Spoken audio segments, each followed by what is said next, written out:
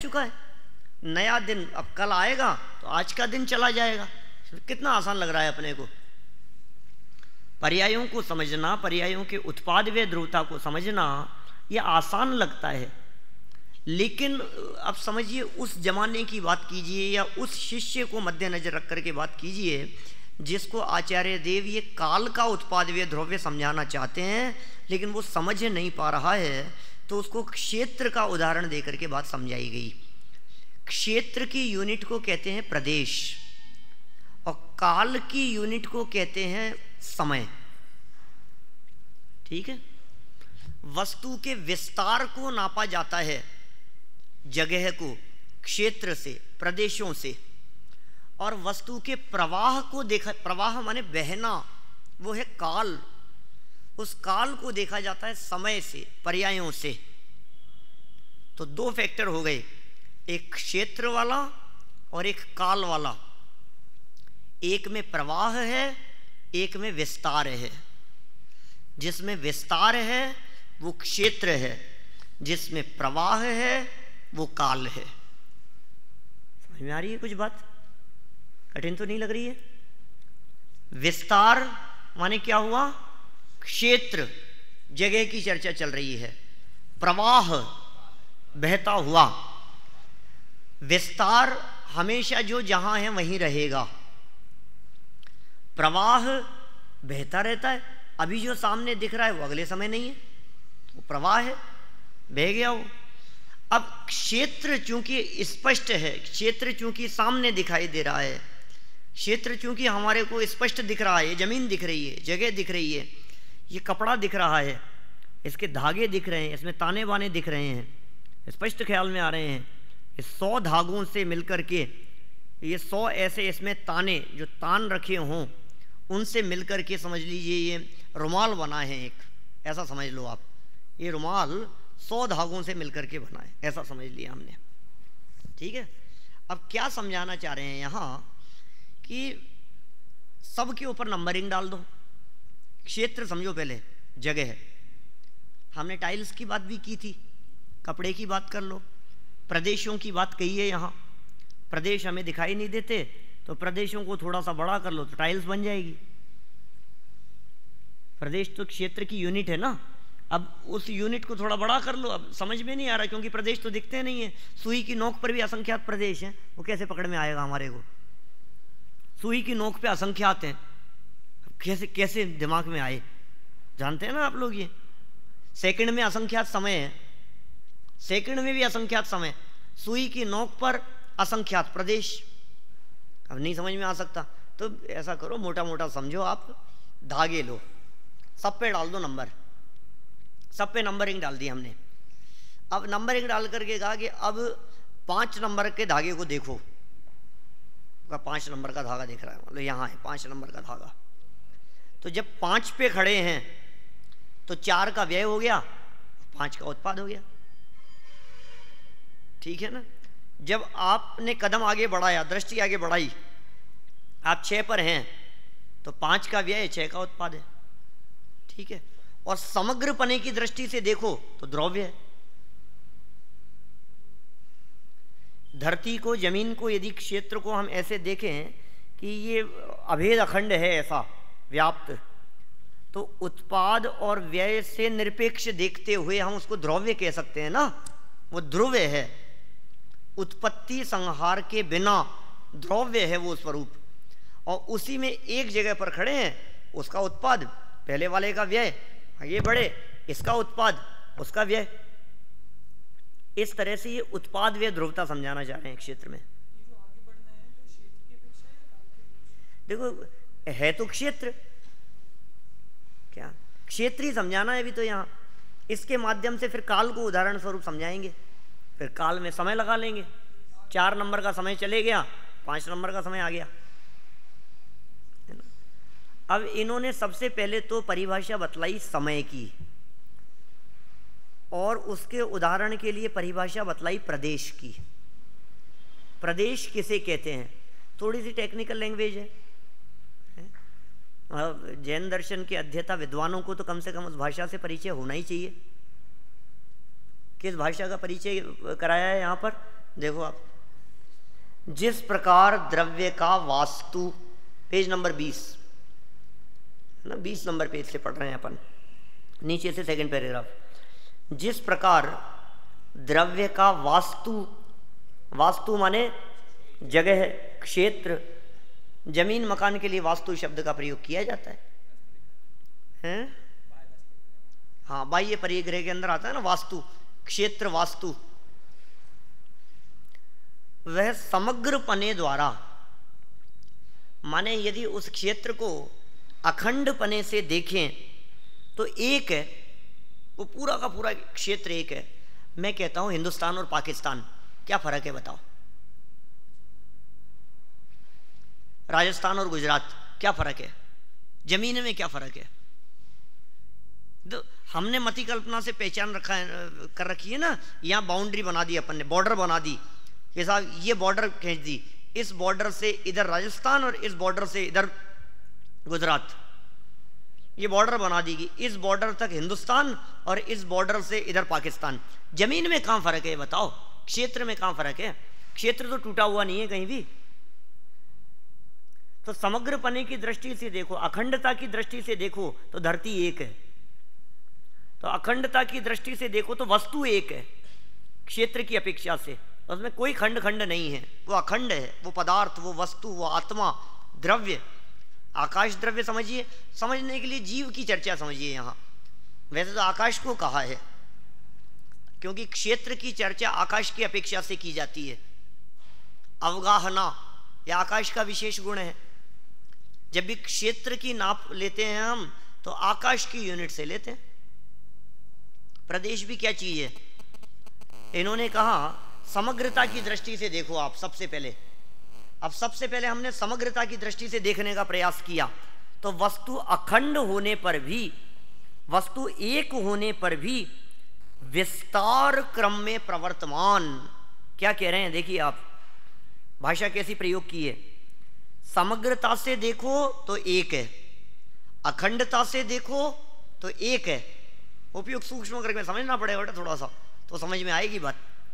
अखंडता से एक है, लेकिन एक होने पर भी उसका जो विस्तार था, उसके विस्तार क्रम में प्रवर्तमान उसके सूक्ष्म अंश, तो कहा वे प्रदेश है। नहीं समझ में आई बात? रुमाल अखंड पने द्वारा एक होने पर भी उसका सूक्ष्म अंश एक धागा है ना। समग्र पने द्वारा तो एक है रुमाल, और ये पूरा रुमाल एक होने पर भी इसका जो विस्तार पूरा अभेद अखंड एक है ये, फिर भी इसके सूक्ष्म अंश को यदि हम पकड़ने की कोशिश करें तो एक एक धागा निकलेगा ना इसमें से, यही आएगा ना पकड़ में। अब हमने क्षेत्र की बात की, जगह की बात की, तो यद्यपि क्षेत्र एक है, यद्यपि क्षेत्र अखंड है, लेकिन अखंड होते हुए भी उस विस्तार के सूक्ष्म अंश करो तो जो सबसे सूक्ष्म अंश होगा उसे आचार्यों ने प्रदेश कह करके पुकारा है। परिभाषा क्या याद रखनी है आप लोगों को? विस्तार क्रम में प्रवर्तमान वस्तु के सूक्ष्म अंश प्रदेश हैं, उन्हें प्रदेश कहते हैं। सरल है, नहीं समझ में आए तो बोलना, क्या बिना समझे आगे नहीं बढ़ेंगे अपन। जब तक विषय दिमाग में नहीं बैठेगा तब तक नहीं बढ़ेंगे आगे। अपने को कोई फाउंडेशन नहीं है, समझ में आनी चाहिए, विषय क्लियर होना चाहिए। देखो वापस पढ़ो इस लाइन को। जिस प्रकार माने एग्जाम्पल है, जिस प्रकार माने ये बात बताना नहीं है, बताना और कुछ है कि क्या बताना है वो उसी प्रकार के बाद में कहेंगे, है ना। तो अभी से जिस प्रकार कह रहे हैं उदाहरण दे रहे हैं। अभी उदाहरण कैसा है आपने प्रशिक्षण कक्षाओं में पढ़ा होगा, सरल होता है, समझ में आने योग्य होता है, दृष्टांत से सिद्धांत की ओर। उदाहरण तो समझने के लिए होता है। तो जिस प्रकार द्रव्य का वास्तु समग्र पने द्वारा, अखंडता द्वारा एक होने पर भी विस्तार क्रम में प्रवर्तमान उसके जो सूक्ष्म अंश हैं वे प्रदेश हैं। ये तो हो गई प्रदेश की बात, ये सब समझ में आ गई प्रदेश। अब कहना क्या चाहते हो? ये बताओ, प्रदेश तो समझ में आ गए। तो उसी प्रकार द्रव्य की वृत्ति, वृत्ति माने बहाव, वृत्ति माने प्रवाह, वृत्ति माने ऊर्ध्व प्रचय। तिर्यक प्रचय किसके लिए प्रयोग करते हैं अपन? क्षेत्र के लिए। और ऊर्ध्व प्रचय काल के लिए। तो द्रव्य की वृत्ति, ये बहाव उसका, ऊर्ध्व प्रचय, ये समग्र पने द्वारा एक होने पर भी, ये समग्र पने द्वारा एक का क्या मतलब है? मतलब काल की दृष्टि से देखा जाए तो काल भी अखंड है। ये खंड खंड तो हमने कर दिए। आज कौन सा डे है? बोले फ्राइडे। और कल कौन सा होगा? बोले सैटरडे। कि ये जो हमने भेद किया है, ये भेद तो हमने कर दिया उस काल खंड का नाम, कि इस 24 घंटे के काल खंड का नाम फ्राइडे है। गजब हो गया। इस 24 घंटे के काल खंड का नाम सैटरडे है। ये कैसे किया? ये काल में तो इस तरह की कोई खंड खंड नहीं है, काल के प्रवाह में तो इस प्रकार का कुछ नहीं है। हमने उनमें तारीख डाल दी, हमने उनमें वार डाल दिए, हमने उनमें समय डाल दिया, है ना, इतने बजकर इतने मिनट, हमने अलग अलग प्रकार से उस काल के विभाजन कर दिए। अभी पंचम काल चल रहा है, अभी शीतकाल शुरू हो गया है, अभी ग्रीष्म काल चल रहा है, अभी ये ऋतु चल रही है, अभी ये मौसम चल रहा है। ये काल खंड तो हमने डाले हैं। काल में कहाँ इस प्रकार के खंड हैं? काल तो काल मात्र है। मैं कहता हूँ चौथे काल और पांचवें काल में क्या अंतर होता होगा? कई लोग पूछते हैं ऐसा कि साहब जब काल परिवर्तन होता होगा तो क्या होता होगा? हम लोगों ने तो शताब्दी, क्या सहस्त्राब्दी परिवर्तन भी देखा है क्या? 2001 जब शुरू हुआ तो 1000 वर्ष बदले थे, सहस्त्राब्दी बदली थी। 100 वर्ष पूरे होते हैं तो शताब्दी बदल जाती है। 2001 हुआ तो 2000 तक, पहले 1900 चल रहा था तो 100 वर्ष चल रहे थे। अब जन्म लेने वाले तो शायद ही देख पाएंगे 2101 है। तो मुझे तो ये बतलाओ, ये जो परिवर्तन हो रहा है, इस परिवर्तन में कालखंड में क्या फर्क पड़ रहा है? आपने कहा new year, happy new year, है ना, नया साल शुरू हो गया। क्या क्या शुरू हुआ नए साल में? कि नहीं साहब 11:59 हुए हैं ना, तब तक तो पुराना साल है, और 1 मिनट बाद में क्या होगा? ये नया साल हो जाएगा, तूफान मचाने लगेंगे सब बच्चे मिलके। ये क्या हो गया ये 1 मिनट बाद में? कि कल भी 12 बजे थे, उसके पहले भी बजे थे, रोज बजते हैं। क्या क्या हुआ उसमें? परिवर्तन क्या हुआ? ये कुछ भी नहीं। वही घड़ी उसी हिसाब से चल रही है, वही टाइम उसी हिसाब से चल रहा है। इसका मतलब ये काल के खंड तो हमने किए हैं। ये काल के खंड तो समझने की अपेक्षा से किए जाते हैं। वास्तव में तो वस्तु काल से भी अखंडित है। समग्रपने की दृष्टि से देखो उसको। जैसे क्षेत्र को देखा ना अपने समग्रपने की दृष्टि से, वैसे काल को भी समग्रपने की दृष्टि से देखो। इसलिए आचार्यों ने ऐसा कहा कि मैं द्रव्य से भी खंडित नहीं होता, क्षेत्र से भी खंडित नहीं होता, काल से भी खंडित नहीं होता, भाव से भी खंडित नहीं होता। ये काल से खंडित नहीं होता कह करके क्या कहना चाहते हैं? ये वृत्ति की समग्रता जो यहां शब्द दिए हैं, ये समझाना चाह रहे हैं। काल से अखंड हूं मैं। द्रव्य की वृत्ति समग्रपने द्वारा एक होने पर भी, समग्रपने से एक है, वही नदी का प्रवाह, समग्रपने से एक होने पर भी हम रोजाना जाते हैं, शाम को नदी किनारे जाकर के बैठते हैं और देखते हैं वही नदी है। रोजाना तो देखते हैं, क्या नया है कि भाई साहब रोजाना देखते हो, वो गंगा नदी की अपेक्षा से, नामकरण की अपेक्षा से, समग्रता की अपेक्षा से, अभेद अखंडपने की अपेक्षा से एक होने पर भी, समझ में आ रही है बात? हमारा जीवन जन्म से मरण तक एक होने पर भी, अभी युवावस्था है, अभी बाल्यावस्था है, अब वृद्धावस्था आ गई। ये जो भेद किए, ये समग्रपने द्वारा जीवन एक होने पर भी उसके खंड कर दिए हमने। अब इतने वर्ष के हो गए, अब इतने वर्ष के हो गए, ये काल के खंड कर दिए गए। तो वृत्ति समग्रपने द्वारा एक होने पर भी प्रवाह क्रम,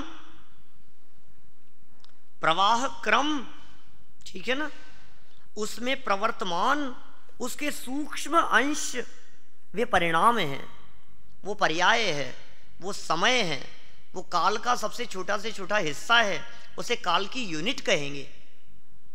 समझ में आई बात कुछ? जैसे क्षेत्र की यूनिट देखी, जैसे रुमाल की यूनिट देखी हमने, तो क्या था? प्रदेश, ये धागा। रुमाल की यूनिट कही हमने धागा। हमने हॉल की यूनिट की बात कही, यूनिट बतलाओ इसकी। हमने कहा साहब इतने टाइल्स लगाई है, ये एक एक टाइल, वो टाइल्स की नाप बतलाता है। हम जगह बतलाते हैं, हम कहते हैं इसमें कितने टाइल्स लगेगी, तो हमारे को यूनिट बतलाता है कि इस हॉल के अंदर तो साहब 1200 टाइल लगेगी कम से कम। कि साहब 1200 फिगर किस आधार पर बतलाया उसने? कि एक एक करके उसके पास में एक नाप थी एक चीज की, उसके आधार पर उसने बतला दिया कि 1200 लगेगी। क्या समझ में आ रही है बात? खड़े होकर के सुनो। क्या भोजन करके आए हो? कोई बात नहीं, चलो ध्यान से देखना। क्या नाम तुम्हारा? स्पर्श। अच्छा, देखो क्या कह रहे हैं यहां। अब वो यूनिट नाप ली अपन ने, अब कह रहे हैं उसकी जो यूनिट का नाम जो था, क्षेत्र की यूनिट जो थी उसका नाम क्या? परिणाम। क्षेत्र की यूनिट का नाम प्रदेश, और यहां कहा वृत्ति काल, उसकी यूनिट का नाम परिणाम। दोनों परिभाषाएं याद हो जानी चाहिए। विस्तार क्रम में प्रवर्तमान वस्तु के सूक्ष्म अंश को प्रदेश कहते हैं, और प्रवाह क्रम में प्रवर्तमान वस्तु के सूक्ष्म अंश को परिणाम कहते हैं। याद हो गई परिभाषाएं? पूछूंगा कभी भी, अभी नहीं तो कभी। क्या कब? परीक्षा में। क्या याद रहनी चाहिए, परीक्षा तक नहीं, जीवन भर याद रहनी चाहिए। वापस रिवीजन होगा इसका, मैंने 2 महीने में फिर दोबारा पढ़ोगे आप, दादा के प्रवचन में आएगी फिर दोबारा चर्चा, जब भी प्रसंग आएगा तब फिर दोबारा समझने का अवसर मिलेगा। भविष्य के लिए मत छोड़ना, दादा जब प्रवचन करेंगे तो समझ में आनी चाहिए, अरे ये तो हम पढ़े हुए हैं, ये तो हमें पहले से ही पता है, बराबर ऐसा लगना चाहिए। 39वीं गाथा है, 99वीं गाथा है, ये सारे प्रसंग। अब देखो, अब उल्टा लगाओ इसको। जिस प्रकार विस्तार क्रम का कारण, विस्तार का नहीं, विस्तार क्रम, विस्तार में जो क्रम पड़ा था उस क्रम का कारण प्रदेशों का परस्पर व्यतिरेक है। मुझे बतलाओ, आपने जो ये प्रयोग किया किसी भी व्यक्ति ने कि हॉल में 1200 टाइल्स है, ठीक है, इस हॉल में 1200 टाइल लगी हुई है, इस 1200 का कारण क्या है? स्पर्श। इस 1200 का कारण ये है कि एक टाइल दूसरे टाइल से अलग है, तभी तो काउंटिंग होगी। काउंटिंग कैसे करेंगे अपन? अब आप कहोगे नहीं नहीं साहब पूरी जमीन अभेद अखंड एक है। अरे अभेद अखंड एक है तो टाइल की काउंटिंग नहीं कर पाओगे आप। यदि आपको काउंटिंग करनी है तो एक टाइल दूसरे टाइल से भिन्न होगी, तभी वो काउंटिंग संभव है। हमने कहा आत्मा कितने प्रदेशी है, क्षेत्र कितना है इसका? बोले असंख्यात प्रदेशी। तो कहा असंख्यात, ये जो काउंटिंग है ये तब संभव है जब एक प्रदेश दूसरे प्रदेश से अलग होगा, तभी तो प्रदेश नंबर 1, प्रदेश नंबर 2, प्रदेश नंबर 3, प्रदेश नंबर 4, प्रदेश नंबर 5। इसका मतलब एक प्रदेश दूसरे प्रदेश से अलग था। ये प्रदेशों का परस्पर व्यतिरेक। क्या कहा, कैसी भाषा का प्रयोग किया? वापस देखिए, जिस प्रकार, अब नेक्स्ट बात समझा रहे हैं। एक बात तो पहले हो गई, जिस प्रकार और उसी प्रकार कह करके। अब दूसरी बात, जिस प्रकार और उसी प्रकार, ये दूसरी बात कह रहे हैं। क्या कह रहे हैं दूसरी बात? जिस प्रकार विस्तार क्रम का कारण, विस्तार का नहीं, विस्तार की जो क्रम पड़े, उसके जो खंड खंड बतलाए, उसका कारण प्रदेशों का परस्पर व्यतिरेक है। व्यतिरेक माने भिन्नता, अलग अलग, ये इससे अलग है, यही उसका कारण है, प्रदेशों का परस्पर व्यतिरेकपना। ये किसका कारण बतलाया? विस्तार क्रम का कारण। ठीक है। उसी प्रकार प्रवाह क्रम का कारण, काल को अभेद अखंड कहा था, उसके खंड खंड का कारण, खंड खंड का कारण क्या है? देखो, अभेद अखंड है काल। कैसा अभेद अखंड है कि अनादि अनंत, या अखंड अभेद काल। काल अनादि से लेकर के अनंत काल तक अभेद है, अखंड है। समग्र पने की दृष्टि से देखो तो फिर खंड किस आधार पर कर दिया आपने? कि हमने कहा शुक्रवार शनिवार से भिन्न है, भेद कर दिया अपन ने, परस्पर व्यतिरेक है। अभी हम शुक्रवार की बात करें तो 10 से 11 कि 11 से 12, तो हमने ये काल खंड में भेद कर दिया उसमें। इस भेद का कारण क्या है? अलग अलग पना उसका, वो दोनों अलग अलग हैं, परस्पर व्यतिरेक है, इसीलिए तो भेद पड़ेगा उसमें। एक समय दूसरे समय से अलग है, ये काल के अंदर खंड पड़ रहा है। प्रवाह क्रम का कारण परिणामों का परस्पर व्यतिरेक है। बोलो, ये पैराग्राफ समझ में आया कि नहीं? बोलो भाई, क्या नाम तुम्हारा? अमित। समझ में आई बात? यही समझना था, और समझा देते हैं आगे, थोड़ा सा देख लो, है ना, इससे और आगे क्या बात कह रहे हैं। क्योंकि ये टीका तो वही है ना, अमृतचंद्र स्वामी की, प्रसंग तो वही चल रहा है। आगे क्या लिखा है इन्होंने? जिस प्रकार वे प्रदेश, दोनों परिभाषाएं याद हो गई होगी आप लोगों को। वे प्रदेश माने क्षेत्र की यूनिट, विस्तार क्रम के अंश, ठीक है ना, वो प्रदेश हैं। वे प्रदेश अपने स्थान में स्वरूप से उत्पन्न, स्वरूप से उत्पन्न अपने स्थान में, माने वो अपनी जगह पर है, ये स्वरूप से उत्पन्न पना है उसका।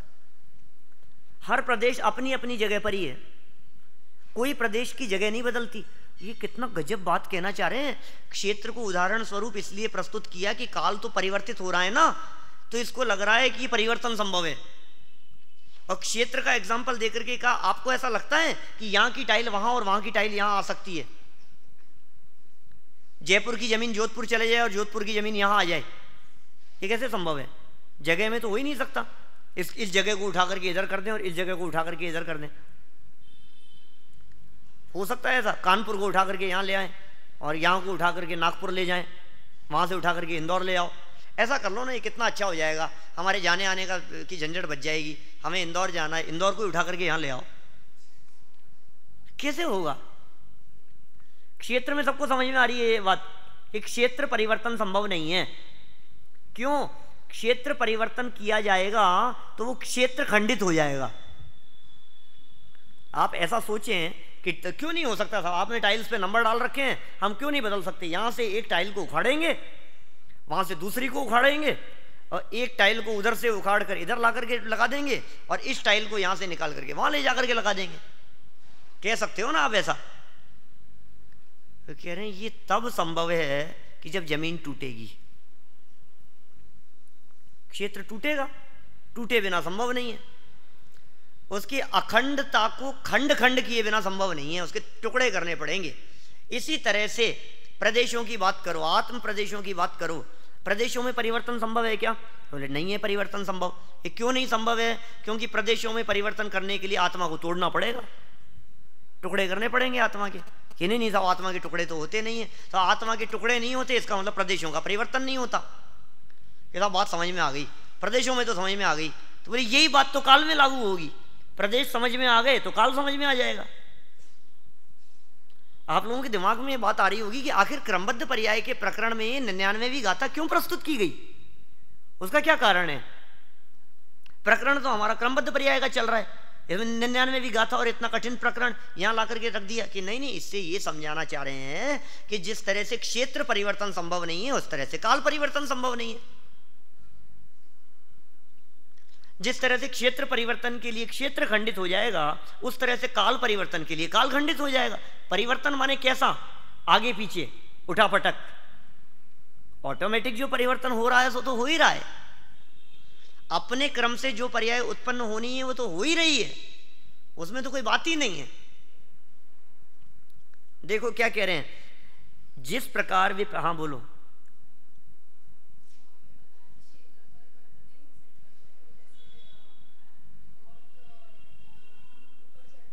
हाँ, हमारा परिवर्तन, जगह कहाँ, जमीन थोड़ी ना उठा करके इधर उधर कर सकते हैं।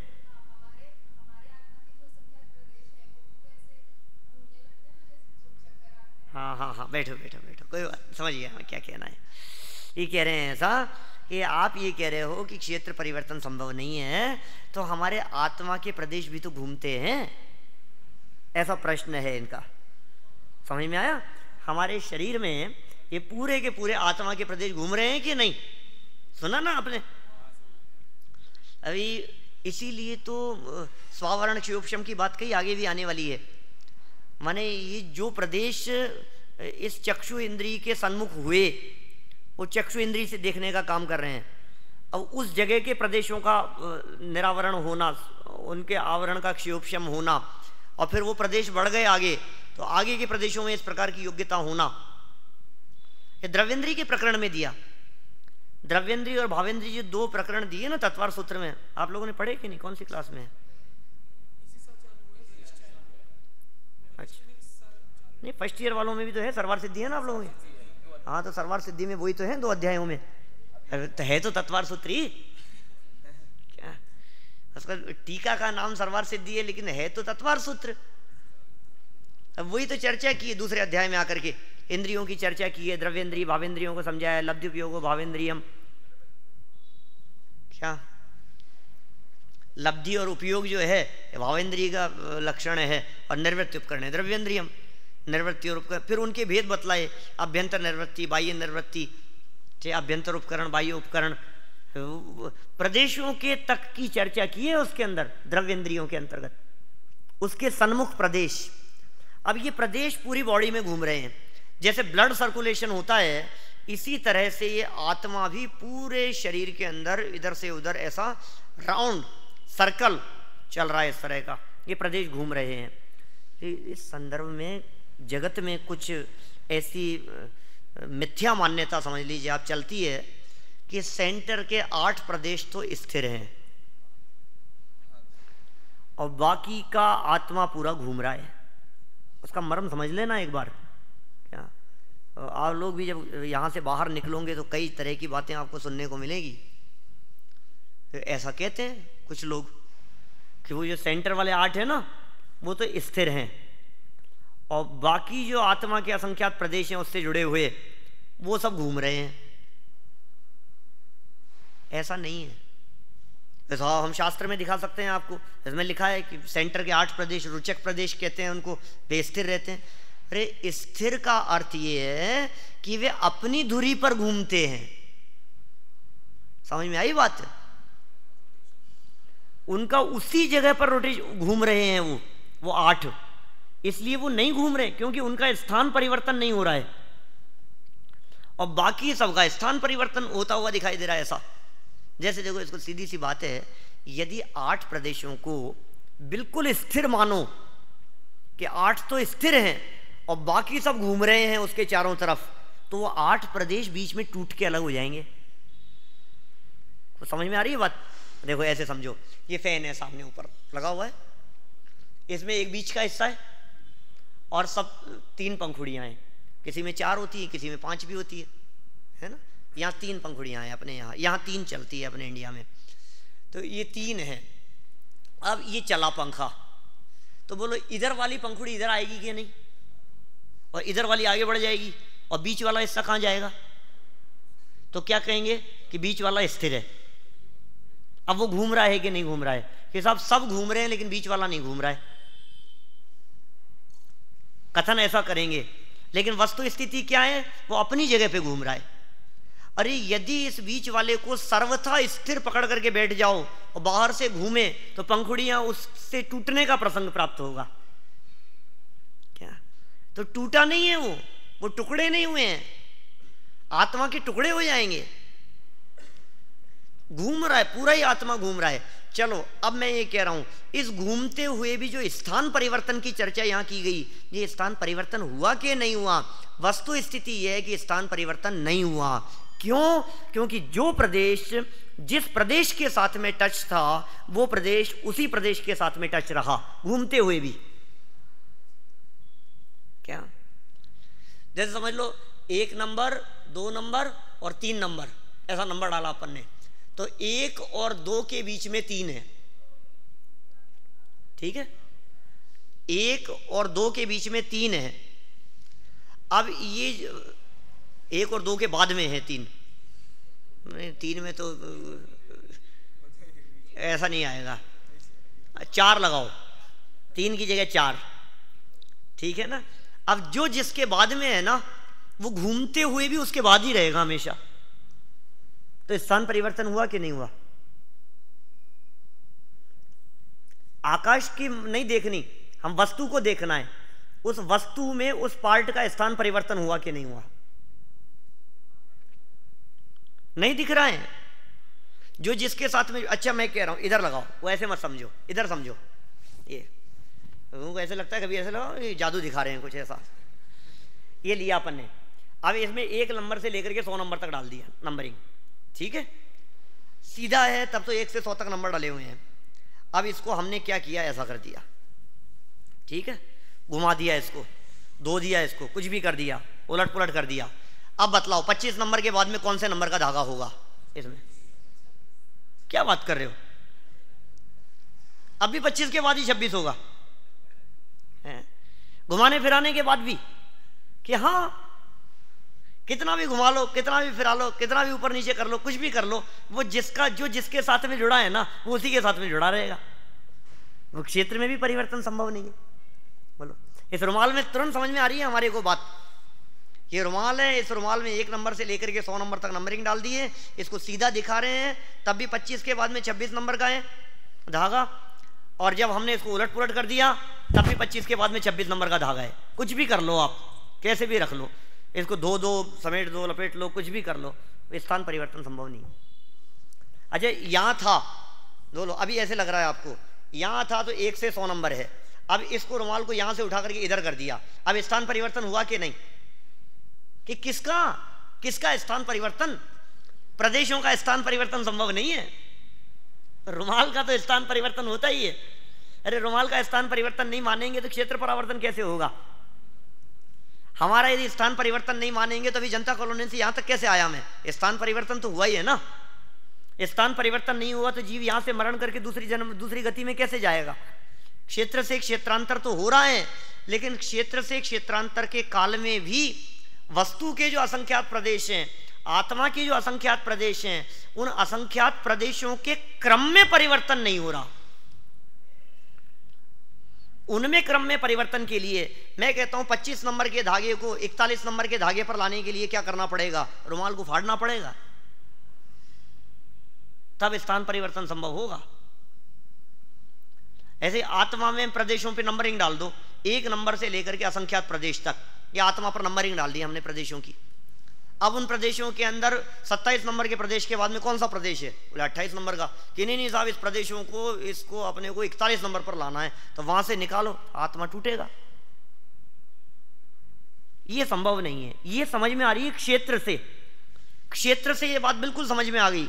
अब इसको घटित किया स्पर्श काल पर, स्पर्श क्या काल पर घटित किया अपन ने इसको, ठीक है ना।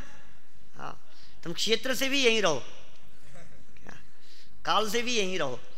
देखो क्या कहा फिर, अब ये जो अपन ने इसको क्षेत्र पे घटित किया, अब लगाओ काल पर, पर्यायों पर लगाओ इसको।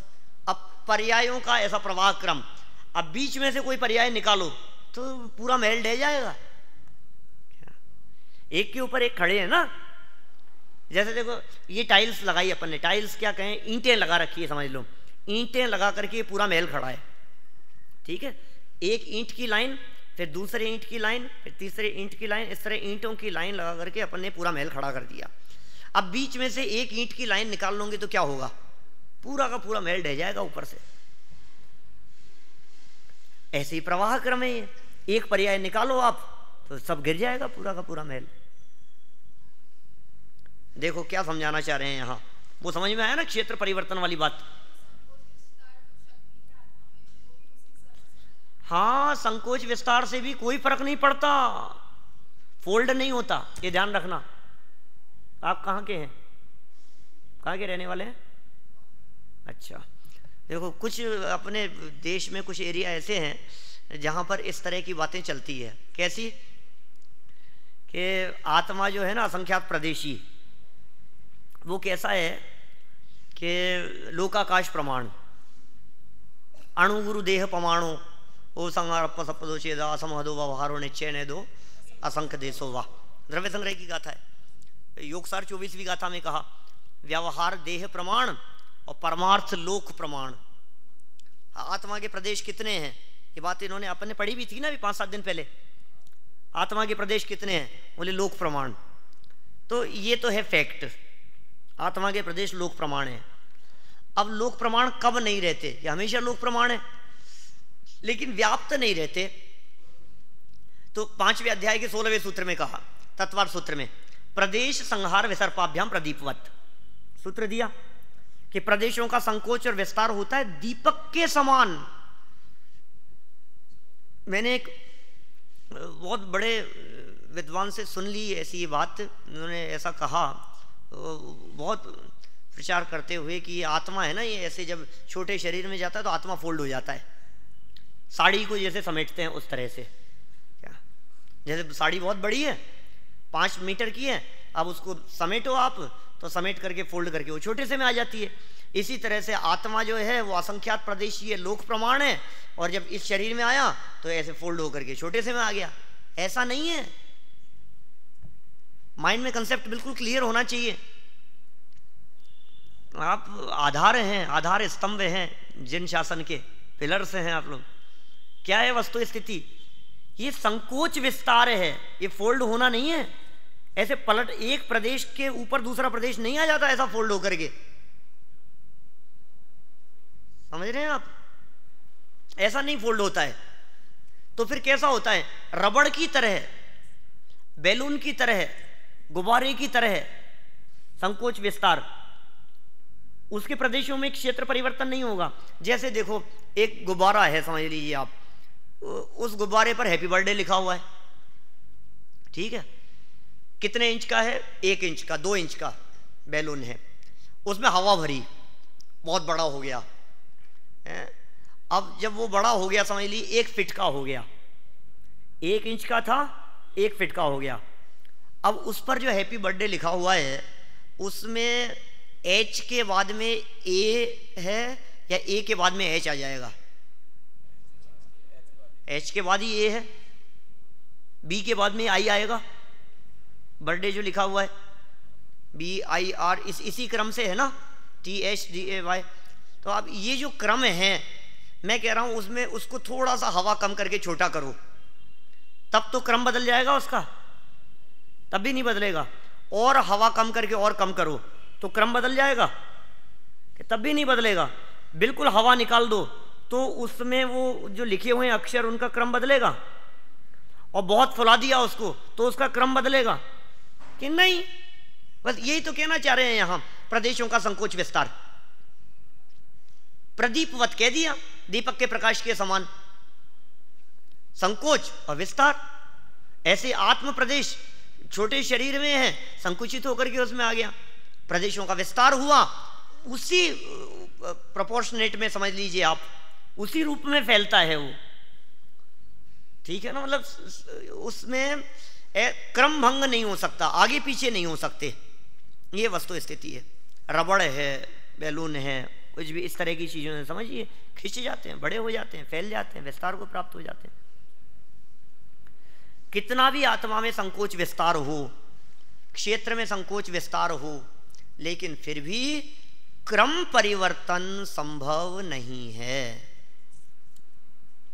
कब तक?